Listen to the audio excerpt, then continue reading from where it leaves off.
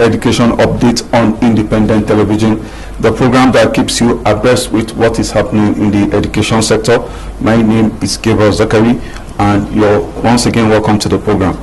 And of course, with the exit of the Buhari's administration and a new administration coming into place of Bola Ahmed Tinubu, a lot of stakeholders in the education have so many expectations, and we all know that from the tertiary to the primary levels for the sector, it's beloved with myriads of problems.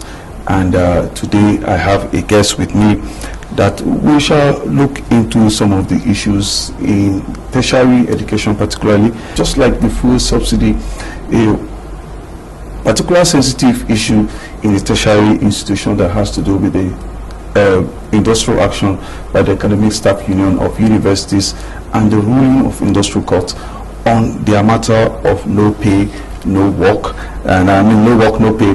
And like the fuel scarcity, it followed this administration. But meanwhile, let me introduce my guest. His name is a well-known guest. He is Ambassador Godnose Igali. He's the Pro-Chancellor of Federal University of Technology, Akure, and also one of the major leaders of Niger Delta. You're welcome to the program, sir. Thank you very much. All right, it's good to have you here. Barely 24 hours into this administration, let me kick off from there. The issue of ASUU, no work, no pay. What's your take on it? Well, I don't think I want to comment on that because it's a legal process. It's still ongoing. If there's a ruling, there's always the right of appeal. And once issues are before the courts, one has to advise himself to be careful on commenting on them. So I think I'll leave that for now. Okay, well, on the threshold of a new administration, are you satisfied with the level where we are in tertiary education in the country? Well, one cannot definitely be satisfied in the system. And there was a day and a time when all African countries, even from outside the country, particularly Nigerians who are in diaspora, used to bring back their children home to study in Nigerian universities so that they can have a little bit of acculturation with home. But those are things of the past. Now you see that there's a large flight of Nigeria young people out to go and study in Burkina Faso, in Niger, in Guinea-Bissau, everywhere. For two reasons. One, our carrying capacity is low. We cannot accommodate a lot of people that want to have tertiary education. Number two, because in some cases the standards are not up to, particularly in our public universities and the polytechnics and the college of education, are not up to standard. And even in the rating around the world, Nigerian universities have gone down in rating. So it's something that for us in the sector and for all Nigerians, I believe, is a lot of concern that has been raised. We can't allow it to continue like that. The environment for teaching and for learning for our children, the conditions under which those who teach them operate or carry out research operate must be improved dramatically. Even the living conditions. Some of our children now have to live in shanty places around our tertiary institutions. These are not things that are acceptable at all. So, of course, one is concerned. Okay, seriously concerned. Mr. President, particularly now, what are those things that you think? Well, during the campaigns, we did the first one in the sector, listened scrupulously to the things he had to say. And he has made some promises. He's very clear about some of the statements he made and some of the promises he has made to Nigerians. And I think as he settles down to office, there will be a gradual process of engagement, fine-tuning of those things in the manifesto of the APC. The manifesto obviously cannot be as real as what is happening, because when you come into government, it's a different kettle of fish. you now see a lot of things that were assumptions, and those assumptions have to be now tested with reality. And also, when you come into power, it's critical. You do stakeholders engagement. When he was a candidate, it was not possible for him to engage those who manage universities, the vice chancellors, the university councils, the pro-chancellors, from whom you can hear the student union leaders, the labor unions. But when you come in, you have to consult, you have to interact, you have to mix with people, and there are a lot of old hands who have been in the system, who have so much to advise.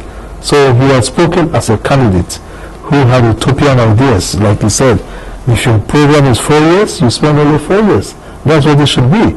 That's what happens everywhere. Because when you come out, they ask you, working experience. You see that your experience time was spent because of strikes and strikes. So you spent it within the 4 years of the tertiary institution. So now that it's out, I believe the right thing would be to engage, to consult, and to know what are the issues. Is there a better way to place TET fund?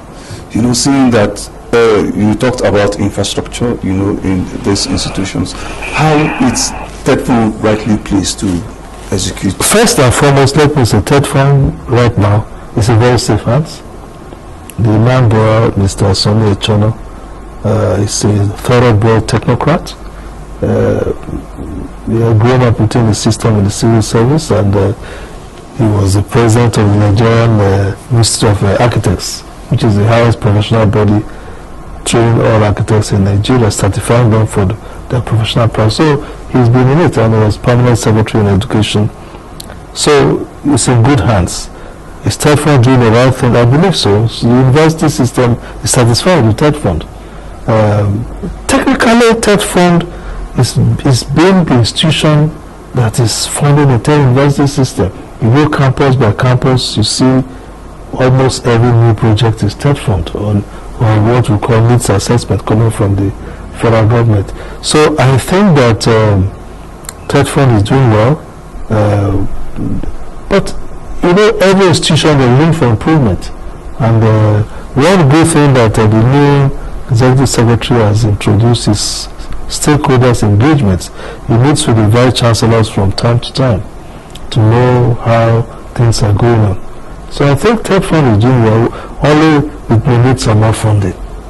We need some more funding because it is now the institution that is funding the university and the tertiary education system. Not only federal institutions, I hope you know that, also state institutions.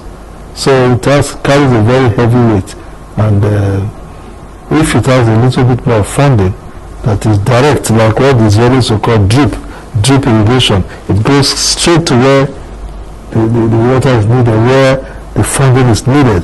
That will enable us achieve greater results. All right, sir, because we are pressed for time, I would just want your parting word, particularly what is that you want to see change, particularly in the public tertiary institution? No, for me, the main problem we have, two things. First is the quantum of funding. You see, in the UK, in early 1960s, they formed a committee headed by one prominent educationist called Robin.